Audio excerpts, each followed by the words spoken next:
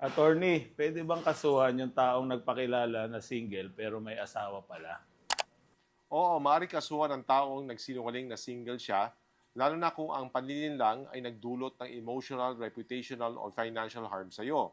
Pero tandaan, hindi sapat ang pagsisinungaling. Kailangan may malinaw na intensyong lokohin ka at may malinaw na pinsala sa iyo. Ano ang posibleng ikaso?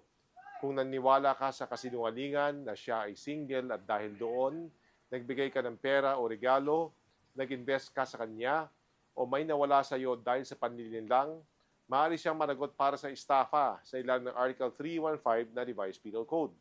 Kung ikaw ay babae o anak ng babaeng may relasyon, halimbawa kasal, dating live-in, o dating magkarelasyon sa lalaking nanlinlang at nagdusa ka emotionally o mentally dahil sa kasinungalingan, maaari siyang managot para sa paglabag ng Anti-Violence Against Women and Their Children Act o RA 9262.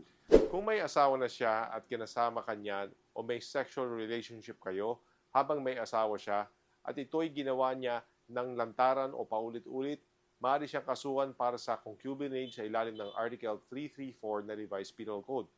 Pero asawa niya lang ang pwedeng magsampa nito. Kahit bago maksyon, lagi muna pag-isipan. Ito si Attorney Tony naman, handang magbigay ng free legal advice na walang lokohan.